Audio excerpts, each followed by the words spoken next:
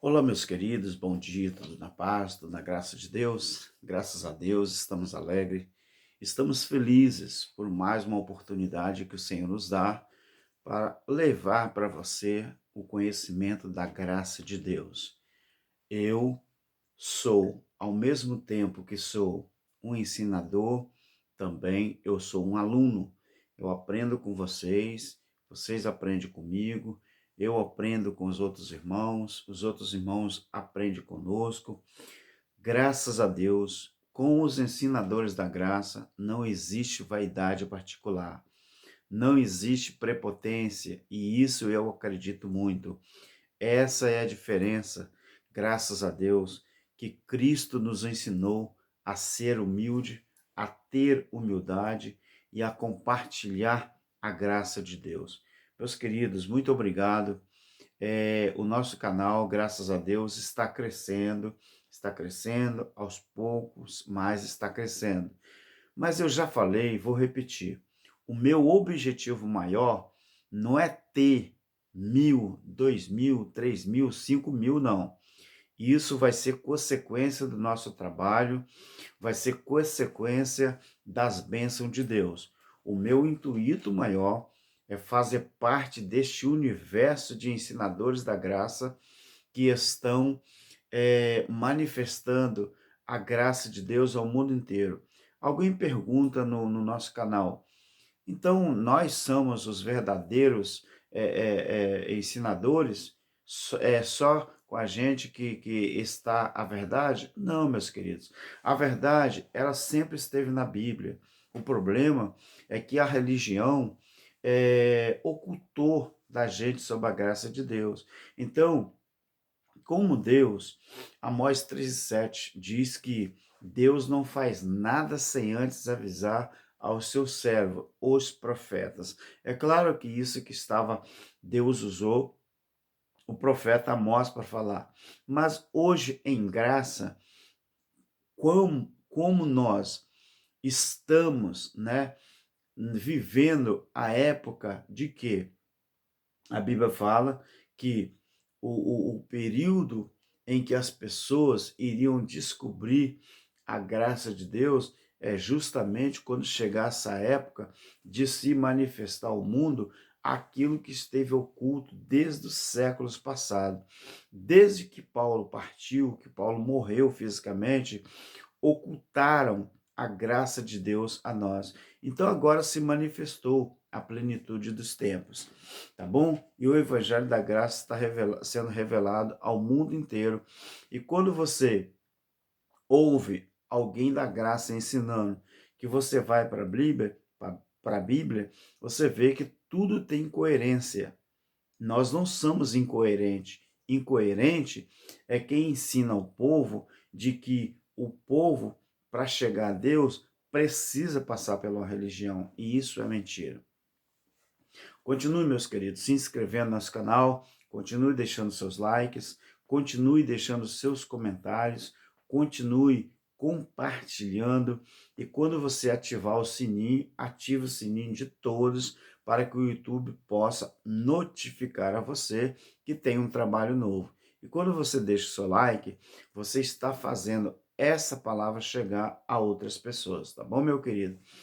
Hoje eu quero falar sobre Salomão, quando ele edificou o templo, que está lá registrado em 1 Reis, capítulo 5, também 1 Reis, capítulo 8, e também Segundas Crônicas, Segundas Crônicas, do capítulo 2 até o 7, e 1 Reis, do capítulo 5 até o capítulo 8. Então, meus queridos, vamos ao entendimento da palavra. Vamos lá. O rei Davi, ele desejava edificar um templo para o Senhor. Presta atenção, como que começa essa história?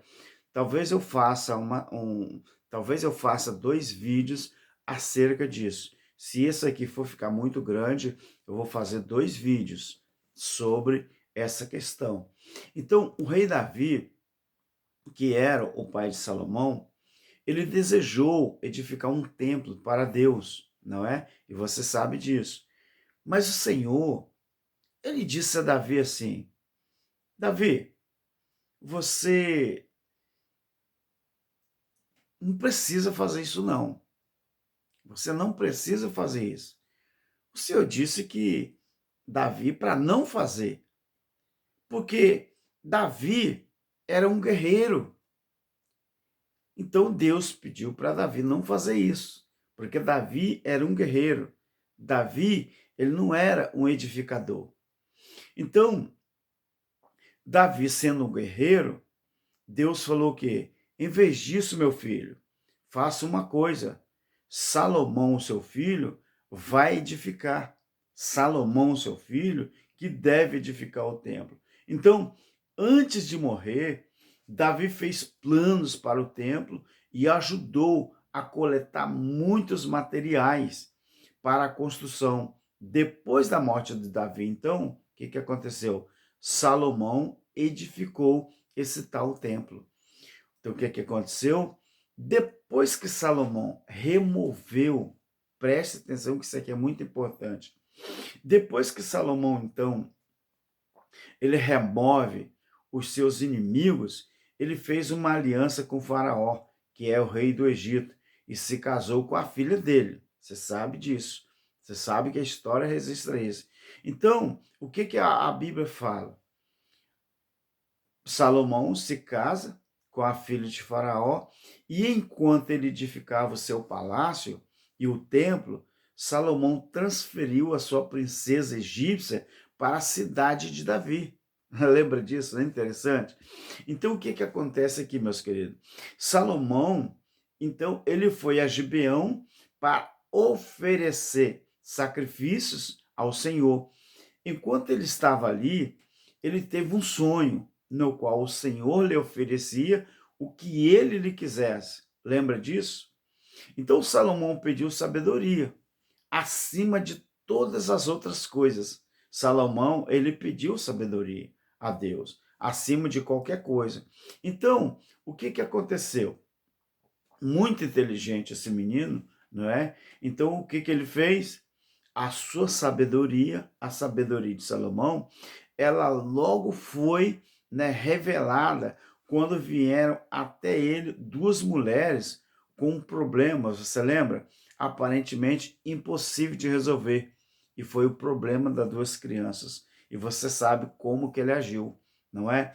Aqui não era a mãe do menino, estava pouco se lixando se ele ia matar a criança ou não. Mas a mãe da criança, ela se doeu e falou: não, se é para matar o meu filho, então eu prefiro que fique com a outra. Aí Salomão entendeu que a verdadeira mãe do menino era justamente aquela que se doeu e não deixou a criança morrer.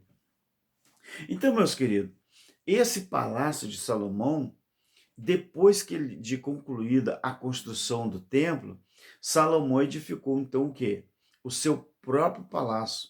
Então era uma estrutura magnífica, feita de pedra, feita de cedro, e foi também chamado de Palácio do Bosque do Líbano. Então esse palácio recebeu esse nome. Agora, os detalhes desse palácio, eles são minuciosamente apresentados lá em 1 Reis, no capítulo 7. Então, foram necessários ali 13 anos para a sua construção. E media aproximadamente 45 metros de comprimento, 22 metros de largura e cerca de 13 metros de altura. O telhado desse templo, né, ele era feito ou foi construído, né? O telhado desse magnífico templo, né? Era de cedro, os muros eram de pedra e excelente pedra foi cortada. Essa pedra, elas foram cortadas em blocos, não é? Então o que acontece? Esse palácio, ele estava localizado ao sul do templo. Esse palácio que era o palácio, a casa real. Esse palácio, ele estava localizado ao sul do templo e era conectado a ele por uma porta do mesmo tipo.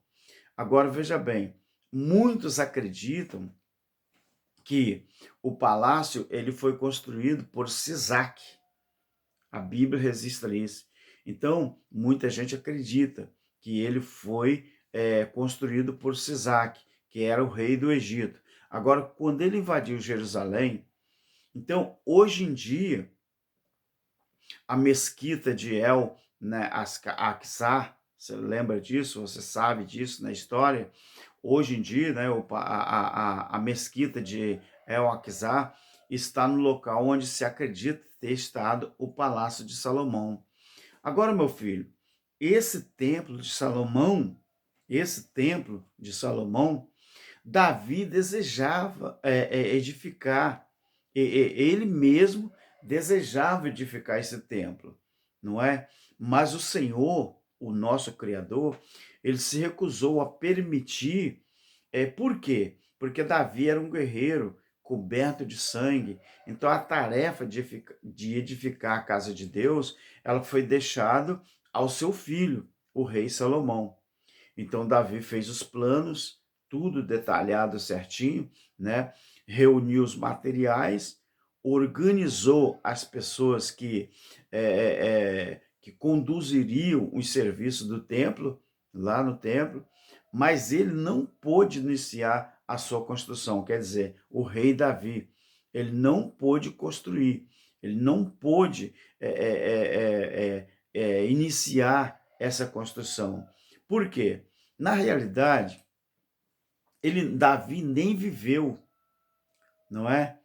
Para ver o início da construção, porque Salomão só fez isso depois da morte do pai dele. Quer dizer, Salomão só começou a construção depois da morte do seu pai, depois do rei Davi tinha falecido.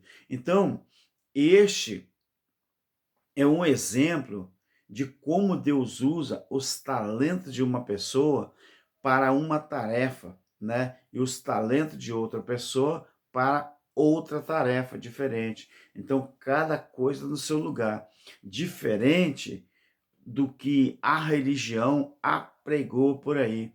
Eles é que querem ter tudo, eles é que querem fazer tudo, eles é que querem adoração, eles que querem ser admirados, eles que eu falo, o pronome eles é me referindo aos líderes religiosos, não é? Então, nesse caso, nós vemos que Deus, ele usa cada pessoa ou cada especialidade de pessoas no seu devido lugar. Então, eu me orgulho, eu me orgulho, né, me orgulho diante de Deus, de fazer parte hoje desse universo que apregou a palavra de Deus, a graça de Deus, como muitos outros no Brasil e no mundo. E eu recebi uma notícia muito maravilhosa ontem, né, no domingo, aonde eu vi um dos maiores pastores desse Brasil, um dos maiores líderes desse Brasil, se rendendo à graça do Evangelho. Por quê? Porque ele falou que verdadeiramente a doutrina preterista ela se baseia realmente na Bíblia, respeitando o contexto, contexto. Nós estudamos a Bíblia respeitando o vernáculo da nossa língua portuguesa, nós respeitamos o tempo verbal, respeitamos as colocações verbal, nós respeitamos os verbos transitivos, nós respeitamos todo o vernáculo da língua portuguesa, o que não se fazia antigamente. Então esse pastor, ele se rendeu aos pés da graça de Deus, não se rendeu aos pés dos ensinadores da graça, não, como muita gente tem falado. Não, não é isso. As pessoas estão se rendendo à graça do Evangelho, ao Evangelho da graça de Deus. Então, meus queridos, Salomão, além disso, nesse templo tinha uma coisa chamada o altar do holocausto. Então, o altar do holocausto era o ponto central do serviço do templo e seria o altar do holocausto, porque nele, a preposição nele, nesse altar, o que era feito? Nele ali, os sacrifícios seriam oferecidos ao Senhor. Então esse altar, ele era feito de bronze, com 9 metros de largura, né? E 4,5 metros de altura. Esse ponto central, esse altar, que era considerado o ponto central ali, não é? Então os sacrifícios eram colocados sobre uma grande grade, né, de bronze, né? Era colocado sobre uma grade de bronze que se estendia pelo interior, né, do altar. Ali eles queimavam diante do Senhor, eles queimavam ali o quê? Todo tipo de sacrifício, carne de animais. Então o que é que acontecia ali?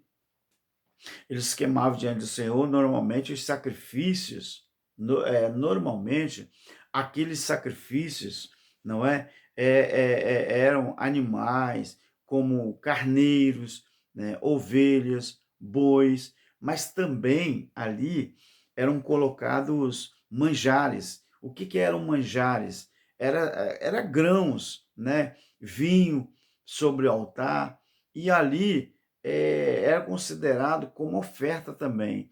Então, aqueles manjares, que muitas vezes era grãos, podia ser vinho também. Então, ali nesse altar do holocausto, construído pelo rei Salomão. Além desse altar, existia ali uma área, né, a chamada área do templo. Então, desde os tempos de Salomão, a área do templo era um lugar de adoração. A área do templo era um lugar de adoração. Então, 3 vezes, né, os israelitas construíram, não é, ou reconstruíram um templo nesse local, e todas as vezes que ele foi destruído, é, todas as vezes que ele foi destruído, sempre ou eles construíam ou reconstruíam, né, um templo nesse local. Porque, na verdade, o templo, desde que Salomão edificou, ele sofreu várias, mas eu não quero aqui detalhar essas várias, né, destruições que o templo foi acometido e as várias reconstruções. Mas, por exemplo, nós temos no ano de 691, por exemplo, depois de Cristo, os muçulmanos edificaram uma mesquita sobre as ruínas do templo durante os dias das cruzadas, né? Então, ela foi convertida em uma igreja cristã. E hoje em dia está novamente sob o controle muçulmano, e que vocês bem sabem, quem estuda a história, e essa mesquita, ela é chamada de Cúpula da Rocha, né? Essa mesquita, ela foi construída ali, né, pelos muçulmanos, e é chamado Cúpula da Rocha, né? Agora é interessante que também nesse templo, não é, construído por Salomão, existia os cedros do Líbano. O que que eram os cedros do Líbano? Esse cedro do Líbano, do jeito que a Bíblia registra lá em 1 Reis, capítulo 5, até o versículo, até o 8, até o capítulo 8, também em 2 Crônica, né, no capítulo 2 até o capítulo 7, você vai ver isso. Então, os cedros do Líbano era uma madeira, meus queridos, muito preciosa, mas muito preciosa mesmo. Então, essa madeira, ela era a melhor madeira que existia no Oriente Médio.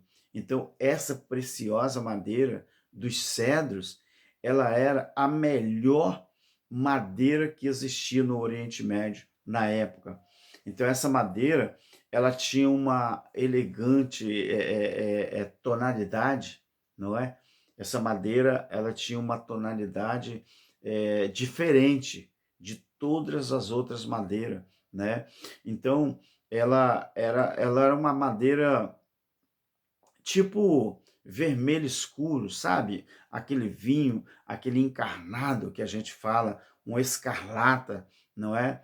Um carmesim, vamos dizer assim. Então, ela tinha essa elegante tonalidade, um vermelho escuro, e além do vermelho escuro que essa madeira tinha, ela tinha uma fragrância, né, meio adocicada, não é? Então, ela tinha uma durabilidade incrível, que aí fazia-se dela, ou essa madeira, por ela ter essa tonalidade de cor e ela ter essa fragrância e uma durabilidade, e essa madeira então ela se tornava o quê? Se tornava um material ideal para a construção desse templo. Então Salomão, o que que ele fez? Ele comprou essas belas árvores do rei Irão, não é? Que Irão é de Tiro, ao norte, né? Então, os troncos, né, eram amarrados, formando-se em tipo de balsas, né, e flutuavam pelo mar até uma cidade portuária em Israel. Então, a partir dali, eles eram arrastados por terra até Jerusalém, onde eram cortados em fascinantes painéis de madeira. Hoje a gente chama de aqueles paletes, lembrei. Hoje a gente chama de palete, né? Que os caminhoneiros usam muito, né? E aqueles rapazes, né, que descarregam o caminhão, que eu me esqueci o nome agora, usam para carregar e descarregar os caminhões, né? Onde é colocado, né, aqueles pisos, né, ou que outros materiais em cima dos paletes. Então, quando na época de Salomão, aquela madeira do cedro, ele era transformado, era cortado e depois era transformado em painéis, né, de madeira.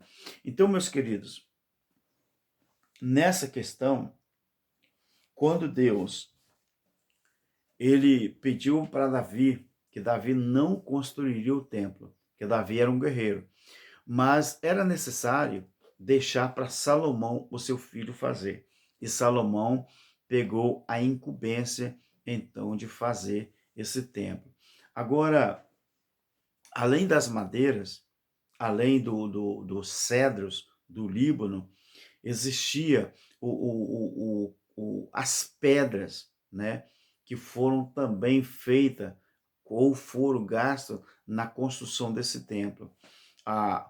E essas pedras, elas tinham que ser trabalhadas, que a gente chama lavrar pedras, né?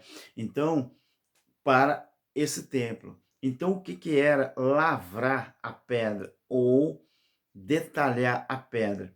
Então, a madeira de cedro, que era magnífica e muito cara, essa madeira, ela foi usada no interior do Templo de Salomão, mas a estrutura, né, a estrutura propriamente dita, ela era feita de pedra. A estrutura, ela era feita de pedra. Então Salomão obteve essa pedra de grandes pedreiras ao norte de Jerusalém. Então nessas pedreiras, canteiros e pedreiros trabalharam durante anos, né, cortando e dando forma ao calcário branco para o templo, que era o tipo de pedra, né, que era usado lá. Hoje ainda existe muitas, né, que talvez seja a pedra típica, né, é um calcário branco, né, que a gente conhece. Então, a rocha para ser feita essa pedra, normalmente ela era cortada acompanhando fendas ou ranhuras naturais que existiam nessa pedra.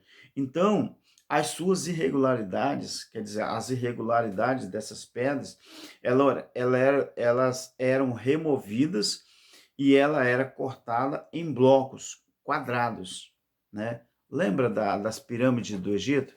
Você já ouviu, você já pesquisou sobre a história, não é, das pirâmides do Egito? Então, o que que acontecia com essas pedras? A mesma coisa era feita com essas pedras. Elas tinham aquelas irregularidades, né? Então, essas irregularidades que existiam, então, eram removidas e ela era cortada em blocos quadrados. Aproveitava-se aquela rachadura, né, aquelas saliências, e ali eram cortados para que pudesse então fazer aquela pedra em blocos. Então, meu querido, isso era feito, esse corte era feito com uma ferramenta chamada cinzel, não é? Então, essa ferramenta chamada cinzel era usada também, era usado martelos de madeira e fios de prumo, tudo era detalhado. A tecnologia lá já era avançada sim, né?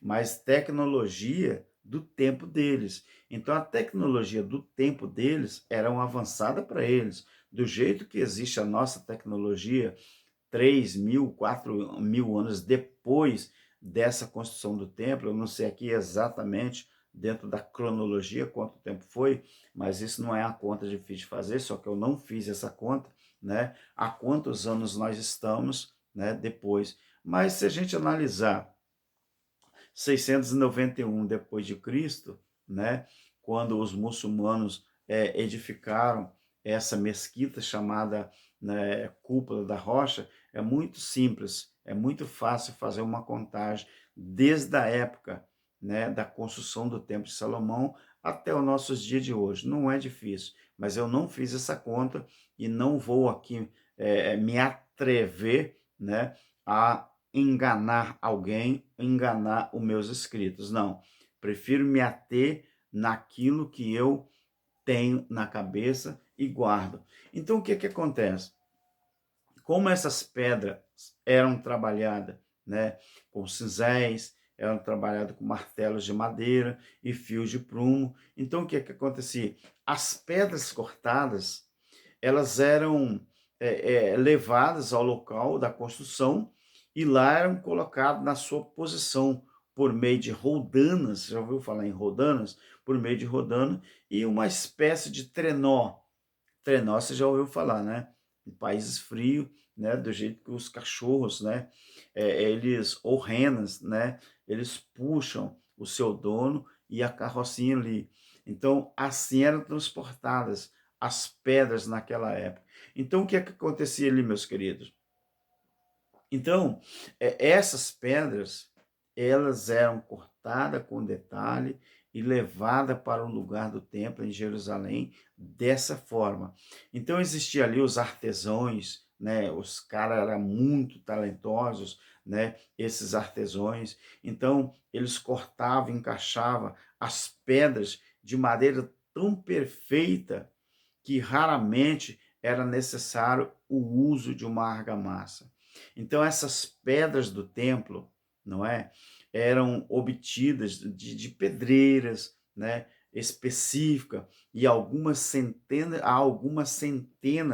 de metros, não é, ao norte do local aonde estava o templo construído. Então, agora, hoje em dia, hoje em dia, elas são chamadas, né, de pedreiras de Salomão, e ainda até hoje se pode entrar nela pela entrada que são que existe, na verdade, ali. Então, meus queridos, assim começou-se a fazer o templo, a magnificência desse templo, toda aquela beleza do templo em Jerusalém, então que passou por várias destruições até chegar o momento em que você conhece, que a Bíblia registra. Agora é interessante, e eu já estou terminando esse vídeo, tá bom, meu querido? Vai ficar em 2 vídeos mesmo, esse e eu vou fazer mais um outro, vai ficar parte A e parte B. Então, aí você vai entender no próximo vídeo por que que esse templo construído por Salomão, ele passou por várias, vamos dizer assim, vários períodos de destruição, mas foi reconstruído várias vezes até o momento em que o próprio Cristo profetizou. Não estão vendo isso tudo aqui? Não vai ficar pedra sobre pedra que não seja derrubada. E quando foi derrubado no ano 70, você já se perguntou para você mesmo por que que nunca mais esse templo foi reerguido ou reerguido? Você já parou para pensar nisso? Pense nisso. E eu quero continuar. O próximo vídeo vai ser a parte 2. Amém? Fique na paz, fique com Deus e um bom dia e uma boa semana para todos nós. Amém. Graças a Deus.